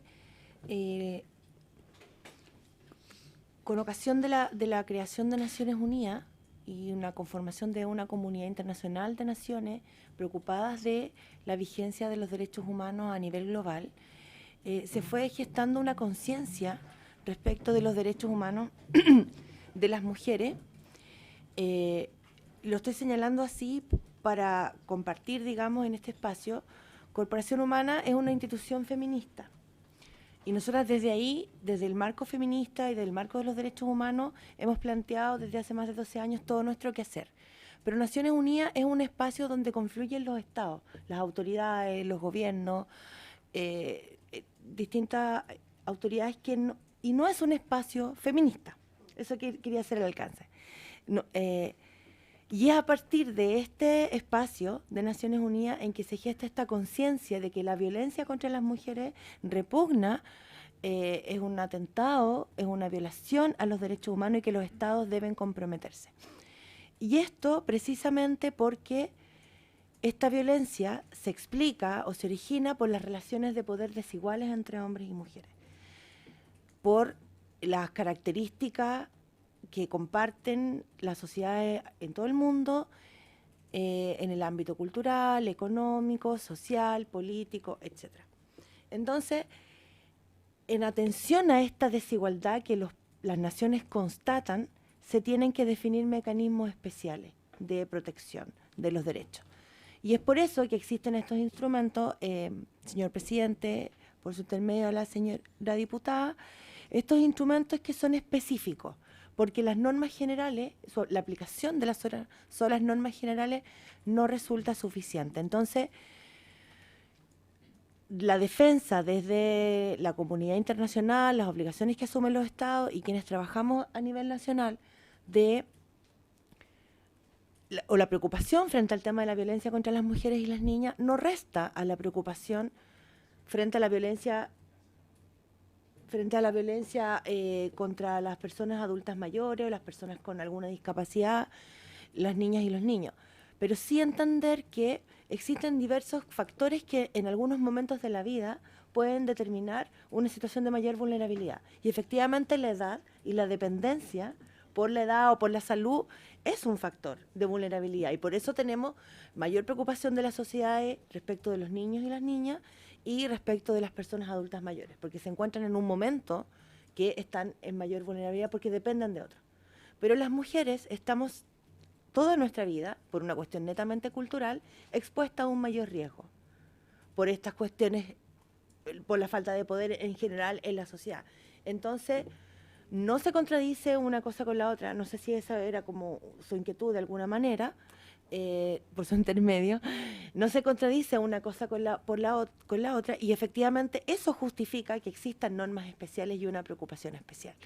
Ahora, también se ha planteado en otros países que más allá de la diferencia, y se plantean sanciones más graves cuando la violencia se ejerce en contra de las mujeres por el hecho de ser mujeres, derechamente, porque existe un mayor disvalor jurídico precisamente en la conducta que atenta contra unas sujetas que en esa determinada sociedad tienen una condición que requiere protección. En Chile no estamos en esa discusión, nosotras en particular no impulsamos esa medida, pero eso es parte de la discusión jurídica que se da en otros parlamentos, que tienen sanciones de violencia contra las mujeres más graves que un mismo hecho, precisamente por el mayor disvalor. No sé si era ese punto queda suficientemente explicado.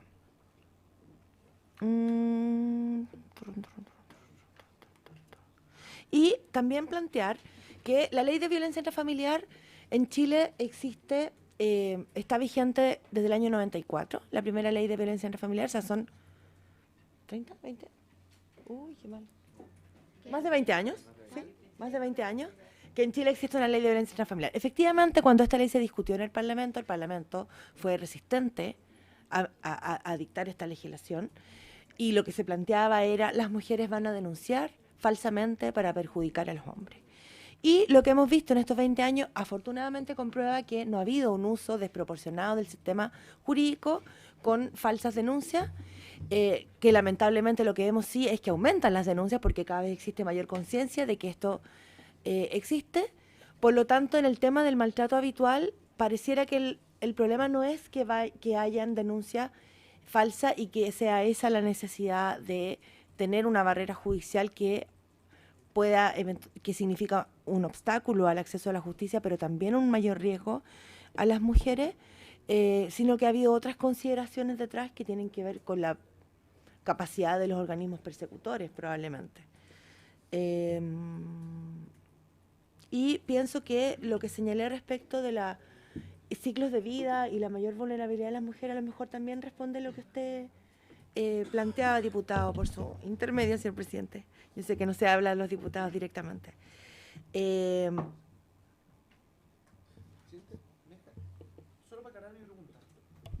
Si me lo permite la invitada, diputado Coloma. Que ella acaba de decir en su respuesta que esto se sanciona de forma especial porque la mayor la vulnerabilidad de una mujer por el hecho de ser mujer. Eso fue lo que dijo. En la sociedad. Pero cuando estaba hablando de un niño de 2 años o 3 años, si es que se ejerce violencia contra un niño de 2 o 3 años, tiendo a creer que no es que se golpea a un niño hombre o una mujer por el hecho de ser hombre o mujer, se lo hace por porque la persona que ejecuta el acto de maltrato siente un poder sobre el menor que que lo lleva a ejercer dicho maltrato, sin importar si hombre o mujer, aun cuando aquí puede haber abusos sexuales, hombre o mujer. Aquí yo siento que cuando se habla de niños no hay una referencia al hecho de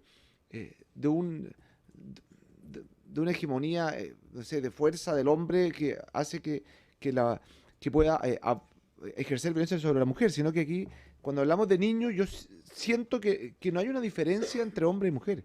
Aun cuando hablamos de niños, sobre todo cuando hablamos de niños muy menores, aquí lo que hay es una forma de ejercer poder contra un menor, más que, sin importar en este caso si es que es hombre o mujer la persona, el niño agredido. Si me permite la señora Camila Maturana, encienda el micrófono.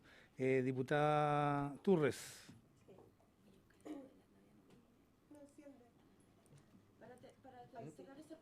Sí, en realidad pareciera Si me que no- permite un momentito. Otra pregunta. No sé si hay más micrófonos encendidos porque este no... Inténtalo de nuevo. Ahí sí. Ahí, ya. Gracias, presidente. No, sí es cortito. Sí es respecto de lo mismo que ella señaló. No, en el tema del maltrato habitual, solo aclarar que, a ver, yo creo que se diseñó de esa forma justamente por el temor que ella decía, que hubiera efectivamente muchas denuncias falsas. Y yo creo que una manera de abordarlo directamente es justamente tener a mano una estadística que demuestre que eso es falso y de esa forma abrir la puerta para efectos de que se pueda denunciar de inmediato como delito y ser investigado y no tener que dar esta vuelta por el Tribunal de Familia. Y lo otro, no sé si deduzco bien, pero respecto del maltrato o la violencia ejercida por órganos del Estado, por funcionarios del Estado, ¿crees que no es suficiente la protección que existe hoy día? O sea, esta norma general que puede haber no es suficiente y que se necesita además una norma especial para proteger a las mujeres de este maltrato, y si ello quiere decir también una sanción distinta, porque si no estaríamos repitiendo una figura en distintos cuerpos legales. Entonces eso me gustaría que si lo pudiera aclarar Camila. Gracias, presidente. Gracias, diputada Turres. Doña Camila Maturana, le ruego que encienda el micrófono. Ahí sí, ahí está encendido. ¿Sí? Ahí está encendido. Ya. No lo toque. Ya. No. Buenas tardes. La verdad es que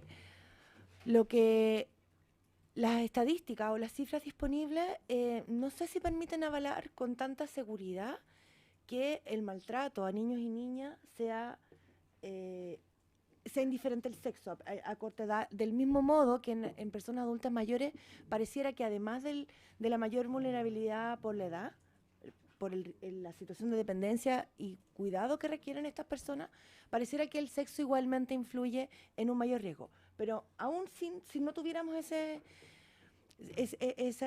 componente, lo que entendemos nosotras que esta legislación plantea, del mismo modo que los compromisos que el Estado de Chile ha asumido en materia de violencia contra las mujeres, no es desatender la realidad de la violencia contra los niños y las niñas, ni la realidad de la violencia contra las personas adultas mayores, sino que desde la política pública se pueda incorporar la especificidad que significa las relaciones de poder que están detrás de la violencia contra las mujeres en todas sus expresiones, en el continuo que es la violencia contra las mujeres y las niñas, en el espacio familiar, en lo público y en el Estado. Y ahí retomo lo que señalaba la diputada. Efectivamente, cuando se dicta la Convención de Belén do Pará y se señala expresamente que es violencia contra las mujeres la violencia ejercida por agentes del Estado, es porque ya en ese momento, en los años 90, existía con suficiente conciencia de la gravedad de la violencia que los agentes del Estado ejercen contra las mujeres. Estábamos en plena guerra en Yugoslavia, en que toda la comunidad internacional manifiesta con mucha claridad el repudio a la violencia sexual y distintas manifestaciones de violencia contra las mujeres que son específicas contra las mujeres en contextos de conflicto y que en nuestro país también se vivieron. y no se han reparado ni se han visibilizado suficientemente. Y en la actualidad, en tiempos de normalidad institucional, vemos que también hay un sesgo de la violencia de los agentes del Estado, estoy hablando de policía, en contexto de manifestaciones sociales, todo lo que eso significa, las detenciones en carros policiales, los traslados a los cuarteles, las detenciones en las comisarías, etcétera. Contra menores de edad incluso hay un claro sesgo de carácter sexual cuando esa violencia se ejerce en contra de las niñas y adolescentes y mujeres detenidas en contexto de manifestaciones sociales. No es la misma. Ahora, Chile ciertamente acaba de dictar una legislación que incluye la expresión sexual como una forma específica que debe ser considerada y debidamente sancionada de la tortura, que antes no teníamos, por lo tanto dificultaba verlo. Hay que ver qué pasa con eso, digamos, qué aplicación de esa legislación. Creo que respondí las preguntas, diputado. Sí, sí. ¿Sí? Muchas gracias, señor presidente. Le voy a ofrecer la palabra. Diputado Coloma. Es saber, no, es de otro tema. Quiero hacer pregunta. Es solo saber si es que considera que está bien que no se especifique que la violencia tiene que ser de un hombre o una mujer, sino que ¿En menores de edad? no. En general, cuando se habla aquí, en ninguna parte se dice que todas estas conductas que se están penalizando las tiene que ejercer, porque se parte de la base que tiene que ser una conducta realizada por un hombre contra una mujer, o al menos así lo entendí. Y aquí en ninguna parte se dice eso, entonces caeríamos en la lógica que pueden haber hechos o conductas penadas de distinta forma cuando es una mujer quien agrede a una mujer que cuando es un hombre que agrede a un hombre. Esa es la pregunta. Gracias, presidente. Micrófono.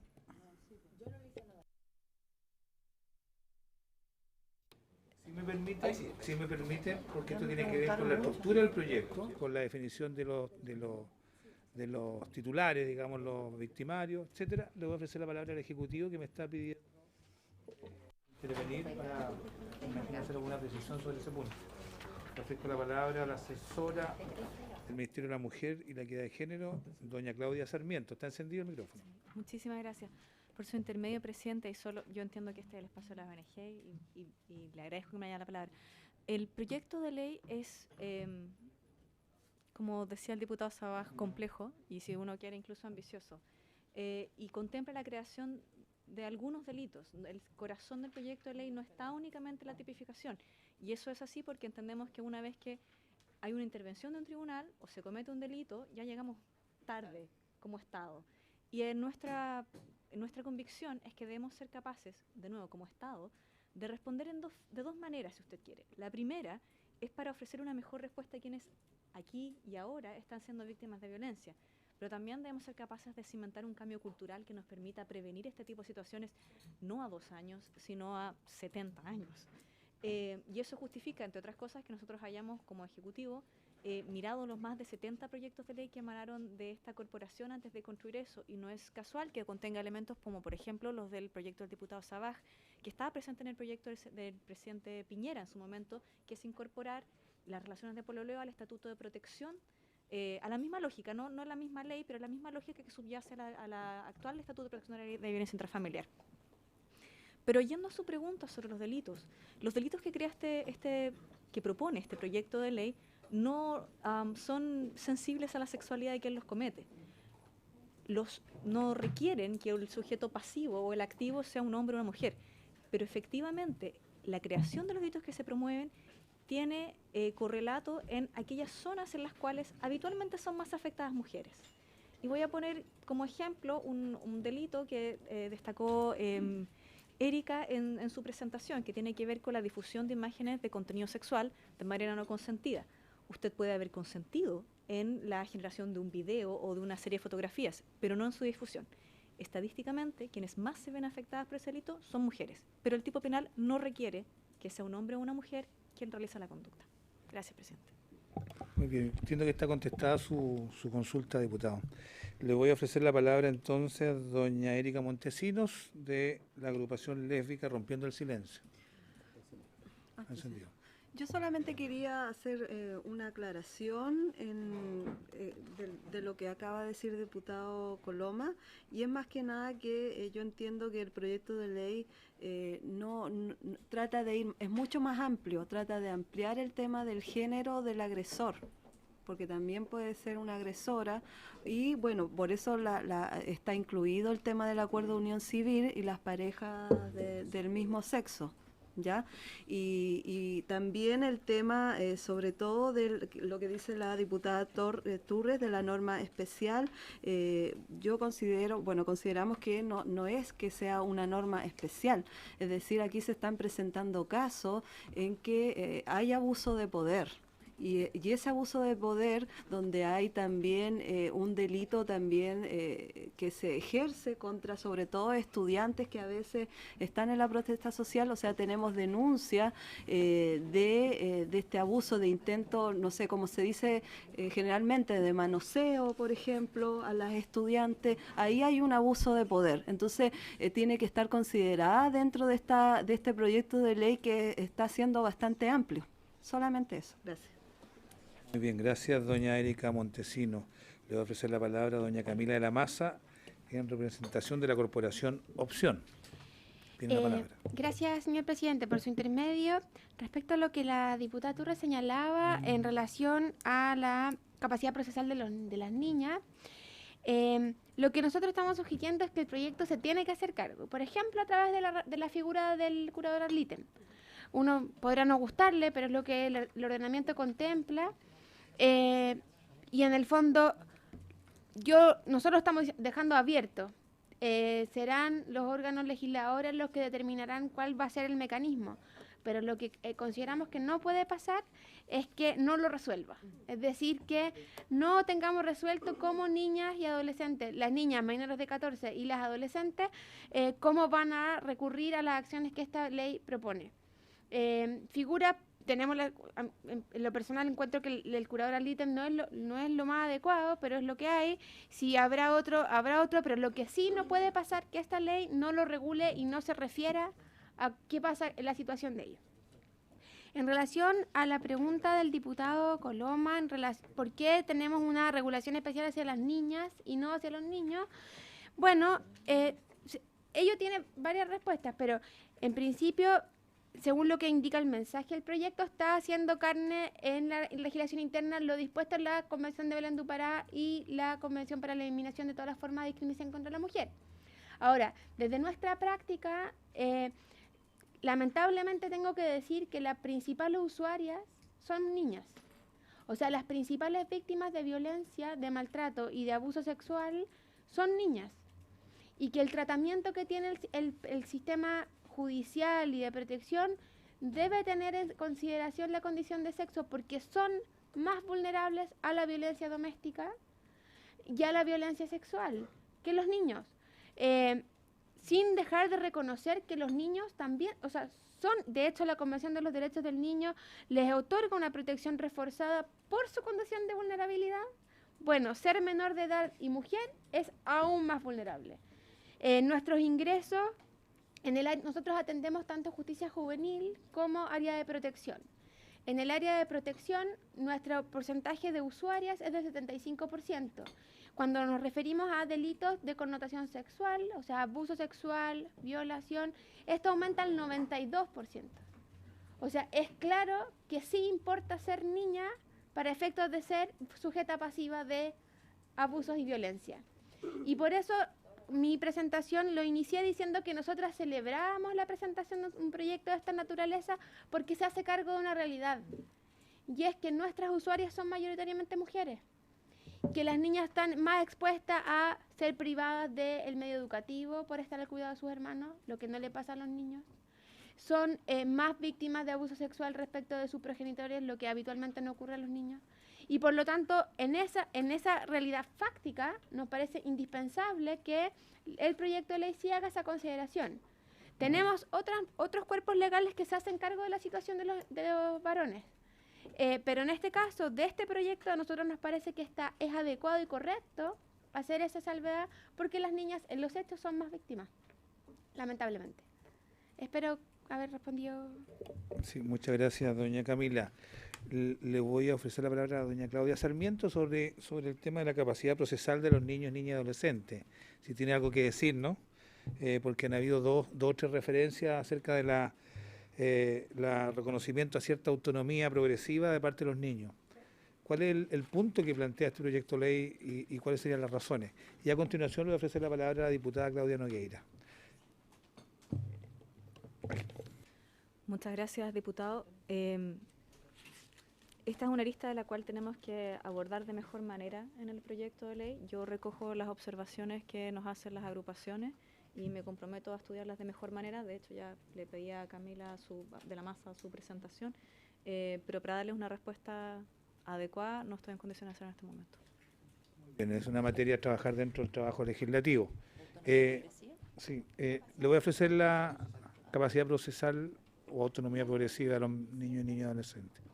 Diputada Claudia Nogueira, le ofrezco la palabra. Gracias, presidente. Y después al diputado Renzo Trisotti. Yo no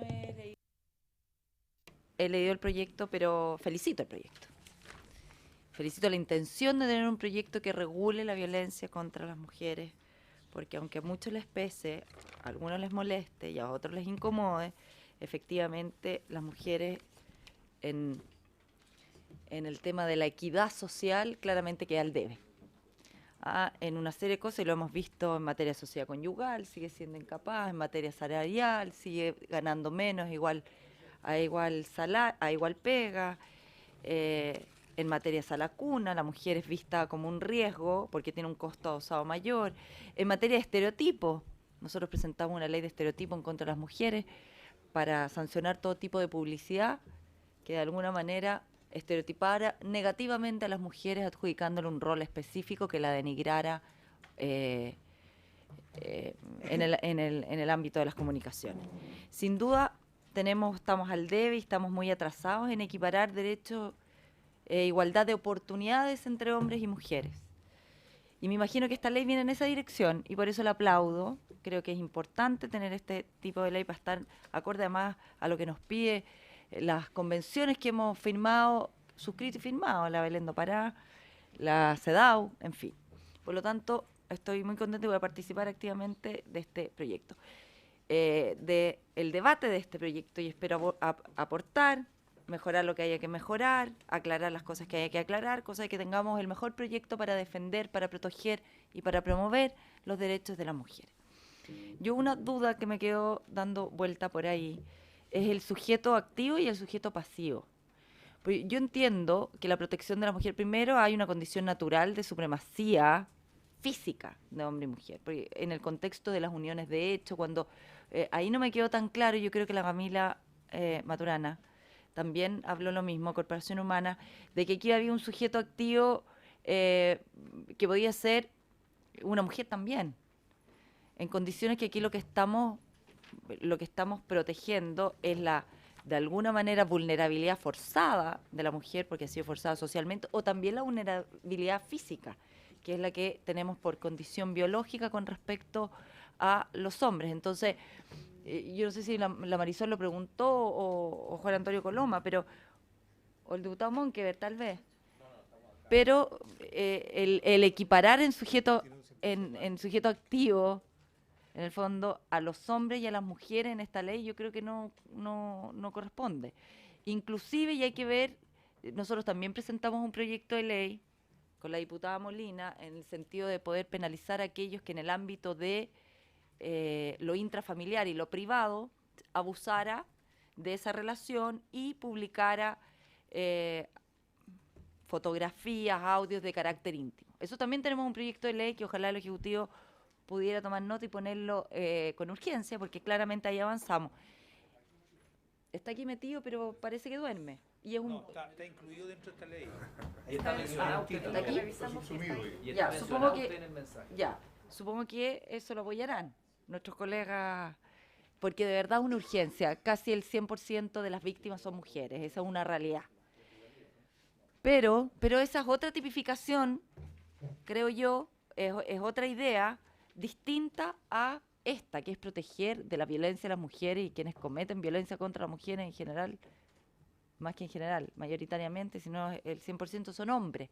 Entonces ahí es desvirtuar un poquito el proyecto de equiparar la violencia de mujeres contra mujeres en el contexto de la publicidad, por ejemplo, de subir material íntimo de la pareja. Entonces ahí me gustaría que pudiéramos aclararlo y especificarlo, porque lo que no quiero que consigamos es que digan en los medios de comunicación y partiendo por los colegas en el contexto de la intimidad, de que este es un proyecto en el fondo que protege y privilegia a las mujeres y que la igualdad ante la ley no va a existir, porque aquí se pone en condición de preferencia a las mujeres en torno a la protección, la promoción de sus derechos, y se olvida que todos los chilenos somos iguales ante la ley. Entonces, yo quiero cuidar eso para no tener esa crítica que evidentemente va a salir solayada o solapadamente, sin duda alguna, por muchos.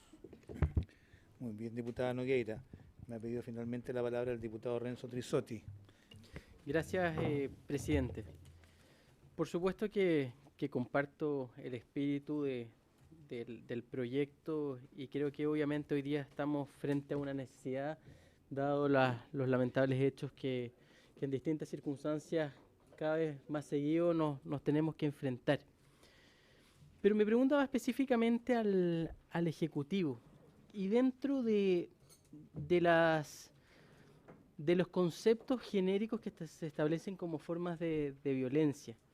Creo que es absolutamente acotado tanto la violencia física, la psicológica, la sexual, la económica, pero mi pregunta va más en el sentido de los efectos que tendría la violencia simbólica, respecto de sus alcances, sus efectos, algún grado de limitación, sobre la base de una eventual colisión que pudiera existir con otro de los derechos fundamentales como es la libre expresión. Por lo tanto, acá se ha hecho un análisis específico respecto de cuáles son sus alcances, toda vez que hoy día obviamente dentro de nuestra legislación tenemos una serie de otras figuras de carácter general, lógicamente, desde la ley de prensa o más genérico frente a injurias, a calumnias. Por lo tanto, acá se hizo un análisis detallado de cuáles son sus alcances, sus efectos, toda vez que estamos dentro casi de la conducta típica, y creo que es muy importante que acá se establezca claramente cuál es la intención del legislador, los efectos que esto va a generar y además cuáles son sus limitaciones. Eso, presidente, gracias. Muy bien, ofrezco la palabra a nuestra invitada sobre la consulta de la diputada Claudia Nogueira y el diputado Renzo Trisotti. Claudia Sarmiento. ¿Sí? Ministerio de la Mujer y Equidad de Género.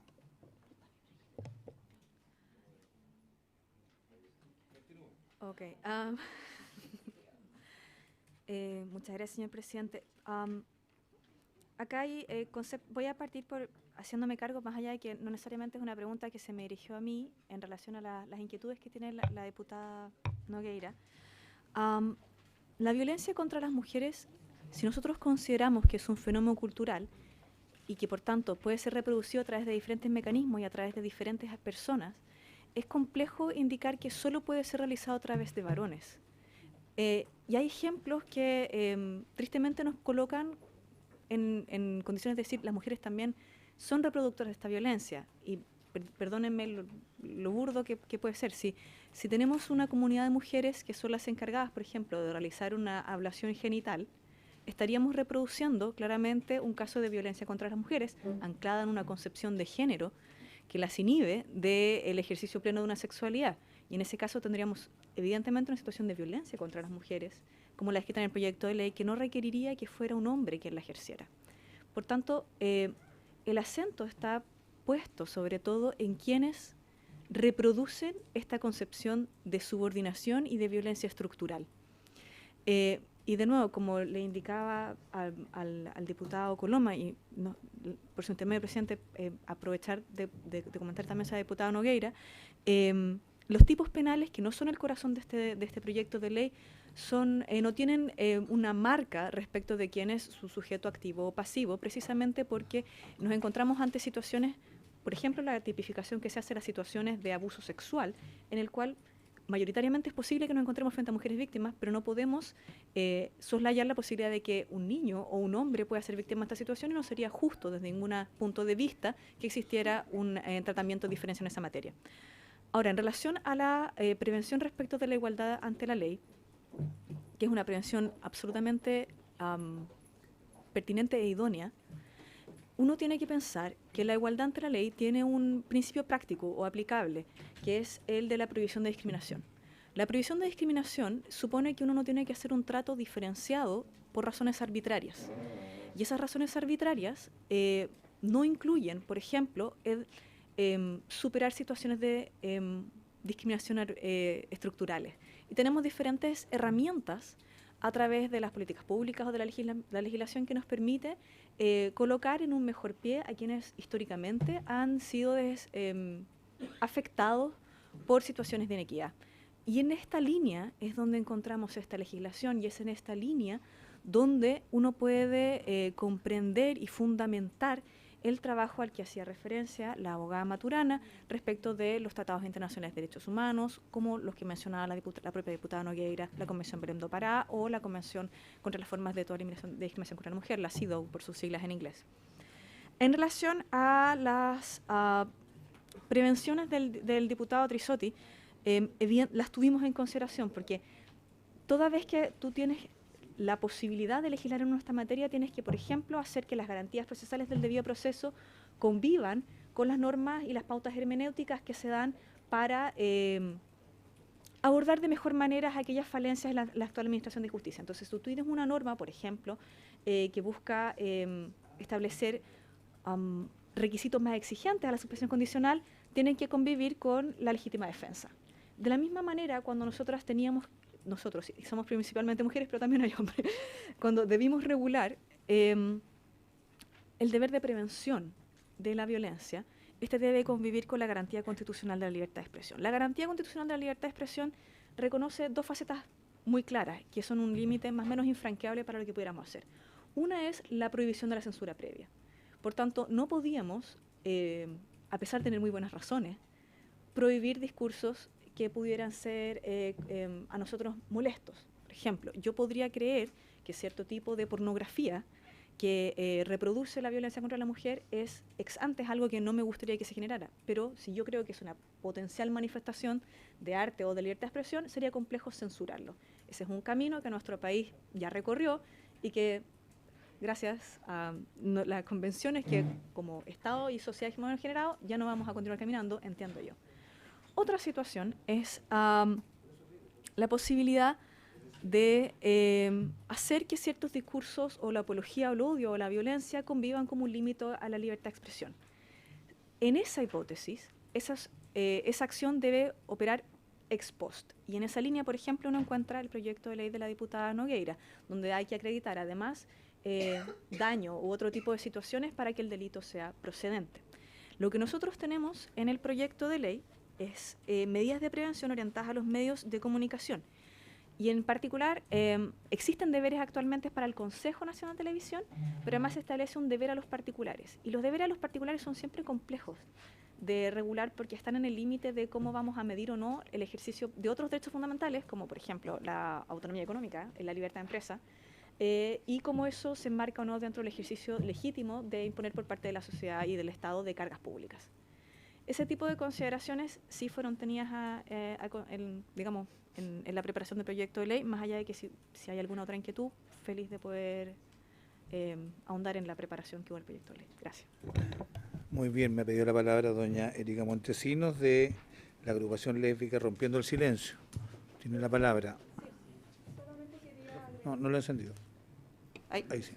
Solamente quería agregar a lo que ya dijo Claudia y lo que está diciendo la diputada sobre el tema de cómo pasa esto de la violencia de una mujer hacia otra mujer. En el caso, obviamente, tenía que responderle ya que represento a una agrupación de mujeres lesbianas. Bueno, en ese sentido, primero decirle que todo esto es una construcción social del género, digamos, donde históricamente se ha relevado un rol, el rol dominante, ¿cierto?, a una de las partes de la pareja, y en este caso tendría que ser el hombre. Obviamente que es generalizado que ahí es donde supuestamente se ejerce más esta violencia, pero sin embargo nosotros estamos hablando de que esos roles son transversales. A veces se replican tanto esos roles que están construidos socialmente que pasa esto de que llegan a este tipo de parejas. Por eso para nosotras es tan importante que se amplíe el concepto. O sea, aquí prima más allá del género, porque no estamos hablando solamente de violencia física, porque también está la violencia psicológica, la violencia económica, y eso en nuestras relaciones de parejas del mismo sexo se dan, son una realidad y no las podemos desconocer, y por eso tienen que estar incluidas. Solamente eso, gracias. Muy bien, creo que han sido respondidas todas las consultas y yo le quiero agradecer a cada una de nuestras invitadas por su aporte al debate. Sí. No. ¿Tenemos invitados? Sí, hay una programación, diputada, que está dispuesta por el titular de la presidencia. Le vamos a pedir a la Secretaría que nos informe explique, por favor, para cuál es yo la poder programación pedir. que hay en cuanto a invitados. Don Cristian Ortiz. Muchas gracias, señor presidente. La Secretaría conversó con el presidente, al mismo tiempo conversó el punto con el Ministerio, con el Ministerio Cernamej, y planteó lo siguiente, y el presidente así estuvo de acuerdo. 3 sesiones en la parte general. En la parte general, en el entendido de que esta es la primera, sí, así es. En el entendido que sería pertinente que en la discusión particular se va a tomar más tiempo la comisión, pero que en la parte general iba a estar bastante claro. En ese sentido, la primera sesión que se Está sin micrófono. esta primera sesión sería con ONGs, una segunda sesión sería con académicos y una tercera sesión sería con aplicadores. Aplicadores en el entendido de jueces, juezas, entidades policiales y de servicios de salud, prestaciones de salud. Gracias, don Cristian. Yo debo indicarles que yo soy presidente accidental de esta comisión. Esta programación se acordó en la sesión pasada, así que y me parece bastante razonable. En particular, como son materias bien diversas, creo que la discusión va a ser mucho más profunda y enriquecedora y más al detalle. Sin perjuicio de eso, si hay propuestas, podríamos recibirlas hoy día mismo. Le voy a ofrecer la palabra a la diputada Claudia Nogueira y después a la diputada Turres. Diputada Nogueira, micrófono. Esta es la primera sesión, presidente, ¿no? De las 3 que preceden Sí. a la votación en general. Ya, y mi pregunta es, ¿dónde está la ministra de la Mujer y la Equidad de Género aquí? ¿Vino? Entonces está en la segunda sesión, pues ya estuvo el Ejecutivo. Hacienda vino a hablar sobre el presupuesto, hablaron sobre el presupuesto y yo no encuentro que es poco. A ver si podemos subirlo. Me gustaría que el Ejecutivo tuviera más presencia, presidente, y preguntarle el Ejecutivo, no el Ministerio, ya vino la ministra, acaba de decir su asesora a dar cuenta del proyecto. Me gustaría que viniera gente de Hacienda, Secpres tal vez, porque creo que es poco el presupuesto para el objetivo que tiene la ley, que es bien ambiciosa, y creo que hay poco académico. ¿Tomaron el acuerdo que fueran solo 3 sesiones en general? Es que en particular, cuando uno quiere llamar a un asesor, tiene que ser sobre un punto, y yo creo que hay varias organizaciones, por lo menos ONGs, que van a querer venir. Entonces creo que es muy poco el tiempo. ¿Tomaron ese acuerdo o es a propuesta del presidente? Porque yo recuerdo que no hubo acuerdo. Diputada, yo le solicito que haga su presentación, su postura. ¿Qué es lo que quiere? Ya, súper fácil. ¿Qué es lo que quiero? Sí. Quiero más días. Bueno. Más de 3 sesiones, abrirlo a más posibilidades y no cerrarlo en un acuerdo, como lo que está establecido aquí. Porque la discusión particular se refiere, como bien dice el título de la canción, particular a los artículos y no al contexto general de la ley, que hay muchas ONG, al menos que me han escrito, que quieren venir a debatir y aportar sobre esta ley, que es muy esperada por lo demás. ¿Hay alguna que usted pueda proponer? Sí, tengo varias en un listado que la quiero hacer llegar ahora. Muy bien. Vamos a recibir el listado de la diputada y lo vamos a someter a consideración cuando esté el presidente titular. Diputada Turres. Sí, un poco sumarme a lo mismo que expresaba la diputada Nogueira, porque en qué momento se tomó la decisión de que esta era la sesión para ONG, yo eso lo desconozco y efectivamente hay más ONG interesadas en participar. Imagínense, nos sobró hoy día media hora, que era un espacio donde podríamos haber escuchado más opiniones. También quiero hacer llegar el nombre de varios académicos, y especialmente mujeres, son académicas en realidad, que sería muy bueno que pudieran también participar en este debate. Y me sumo a la petición de que esté permanentemente una voz autorizada aquí, porque, o sea, y no quiero desmerecer a ninguna asesora de ningún ministerio, pero alguien que pueda asumir ciertos compromisos en la medida que el debate avance, porque efectivamente, como señalaba una de las expositoras, él procurará, no sé, arbitrará medidas o cosas, palabras de buena crianza para decir, nos encantaría proteger a las mujeres, pero lo vamos a hacer en la medida de lo posible, no nos sirve de mucho. O sea, yo prefiero, si vamos a tener 3 medidas o 3 instancias en que esto va a poder ser efectivo, que esas instancias estén bien empoderadas, que cuenten con los recursos y con los profesionales adecuados, y no quedarnos con buenas intenciones. Uno sabe que usualmente no hay plata para todo lo que a uno le gustaría, pero por lo menos asegurarnos de que aquello que se ofrece sea concreto, presidente, y no quede solo en una declaración de intenciones. Aquí entrego mi lista, presidente. Muy bien. A ver, primero informarle, me dice la Secretaría que había otra ONG que estaba, colegas, si me permiten, había otra ONG que estaba invitada y había confirmado asistencia y finalmente no llegó, por eso quedó en un pequeño espacio. Se había programado la presencia de 4 ONG. Segundo, decirles que los que tengan interés en presentar alguna otra petición de que alguna organización sea escuchada, que hagan llegar la petición a la Secretaría, a objeto de que el presidente titular pueda resolver la próxima sesión. Y en tercer lugar, ¿Era acuerdo o no era acuerdo?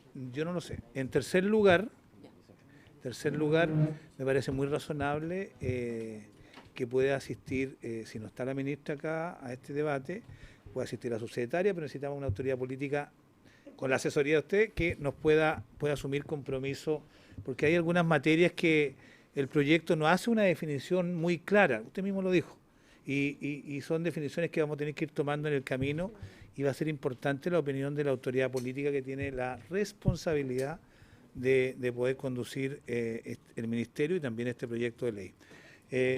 Le voy a ofrecer la palabra al señor secretario para que nos indique una respuesta a la diputada Nogueira. Sí, presidente. El acuerdo era facultar al presidente y a la secretaría para estructurar el listado de invitados de acuerdo a las sugerencias de los señores diputados y señoras diputadas.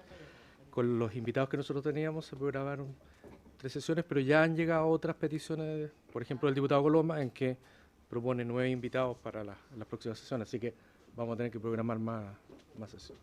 Muy bien, está hecho el punto y yo les pediría que en la próxima sesión con el presidente titular programaran o reprogramaran la tramitación de este proyecto de ley.